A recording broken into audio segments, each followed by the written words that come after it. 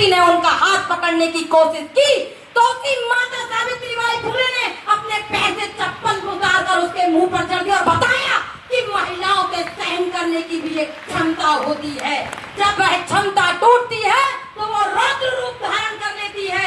उसके बाद आज जब वो माता सावित्रीबाई फुले डटी रही, अड़ी रही और अपने कर्तव्य से नहीं हटी, चाहे उनके चरित्र पर लांछन लगाए गए हों, गोबर कंकड़ कीचड़ पत्थर फेंके गए हों, लेकिन वो वीरांगना डटी रही। उसी का आज कारण है कि आज मैं इस मंच से दहाड़ रही हूँ। ये मेरे लिए माता सावित्रीबाई फुले की देन है। वहीं मैं बाबा साहब भीमराव अंबेडकर की बात करूं तो हमारे समाज में बड़ी भ्रांतियां हैं। मैं जिस भी मंच पर जाती हूं तो जब मैं जय भीम बोलती हूं तो कहते हैं अरे नहीं, जय भीम का नाम मत लिया करो। ठीक है, फूले तक है तो भीम का नाम मत लिया करिए, लेकिन ये गलत है। अगर वास्तविक मायनों में आप संविधान पढ़ोगे, इतिहास पढ़ोगे तो आपको पता चलेगा कि उस मसीहा ने हमें क्या देने का काम किया है। मैं अगर महिलाओं की बात करूं तो किसी एक जाति की बात नहीं, समुची महिला जाति के लिए उन्होंने हिंदू कोड बिल के माध्यम से सम्मान से जीवन यापन करने के अधिकार दिए। जब हिंदू कोड बिल को लागू नहीं किया गया तो बाबा साहब भीमराव अंबेडकर ने अपने कानून मंत्री पद से इस्तीफा दे दिया।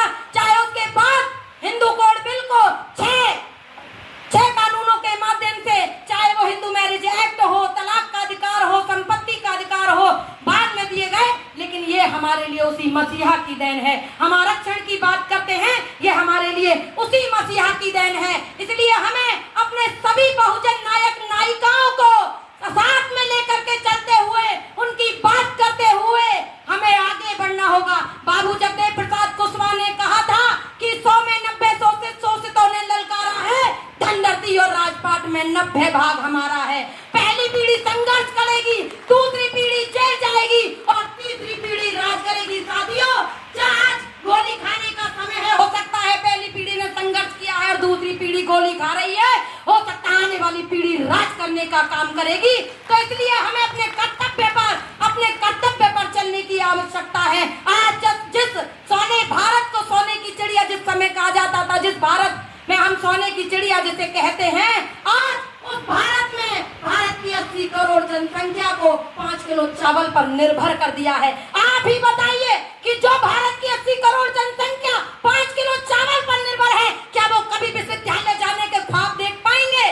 क्या कभी उनके बच्चे जज, IPS, IAS, डॉक्टर, इंजीनियर, वकील बन पाएंगे?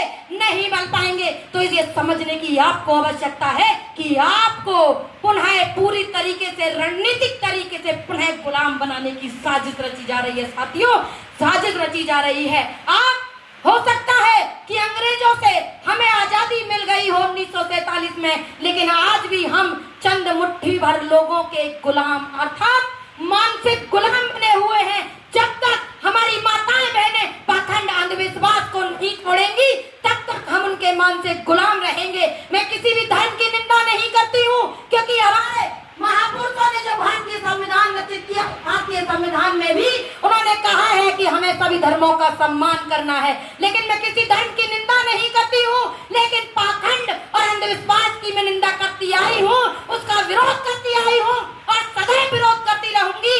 और इसकी प्रेरणा हमें आज के जीते जानते हमारे महापुरुष, हमारे बाबूजी राजकुमार सैनी जी, हमारे बाबूजी स्वामी प्रसाद मौर्य जी से मिलती है कि अगर गलत का विरोध करना है तो सीना ठोक करके करेंगे, किसी के मार की लाल की औकात नहीं, क्योंकि हम संविधान प्रेमी लोग हैं।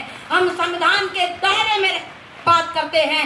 मैं 2 लाइनें अपने पति के लिए कहना चाहूंगी कि धराधाम पर जब बढ़ता है पाप और अत्याचार, धराधाम पर जब बढ़ता है पाप और अत्याचार, तभी जग में लेता है कोई महापुरुष अवतार, तभी जग में लेता है कोई महापुरुष अवतार। आज देखिए कि जब हम सरकार की गलत नीतियों के खिलाफ सवाल उठाते हैं, सरकार के काले कारनामों के खिलाफ आवाज उठाते हैं, उनके कारोबारों के खिलाफ आवाज उठाते हैं, तो 50-50 करोड़ के नोटिस भेजे जाते हैं। एक भाई है मुकेश मोहन, जो बहुजन हितैषी बात रखता है, संविधान प्रेमी बात रखता है, लेकिन जब सरकार के खिलाफ नोटिस भेज दिया गया। इस तरीके से हमारी आवाज दबाने का काम किया जाता है। अगर कोई सरकार के खिलाफ आवाज उठाता है या तो उसे देशद्रोह ठहरा दिया जाता है या फिर किसी गलत मुकदमे में फंसा करके जेल भेजने का काम किया जाता है। इसलिए साथियों, इतिहास पर गौरवान्वित होइए, लेकिन अपने वर्तमान पर ध्यान केंद्रित कीजिए। वर्तमान को अगर सही बनाना है, सही दिशा में लेके जाना है और अपनी आने वाली पीढ़ियों को गौरवान्वित, तो आज हमें वर्तमान में काम करना होगा। हमें सिर्फ सत्ता परिवर्तन की व्यवस्था परिवर्तन के लिए भी काम करना होगा, ताकि हमारी आने वाली पीढ़ियां गौरवान्वित हो सके। अगर आज आपने काम नहीं किया, आज आपने व्यवस्था परिवर्तन की और काम नहीं किया, तो आपकी आने वाली पीढ़ियां पूछेंगी कि जब व्यवस्था परिवर्तन के लिए हम हमारे हक, हकूक, मान, सम्मान, स्वाभिमान के लिए जब लड़ाई लड़ी जा रही थी, तो आप कहां थे?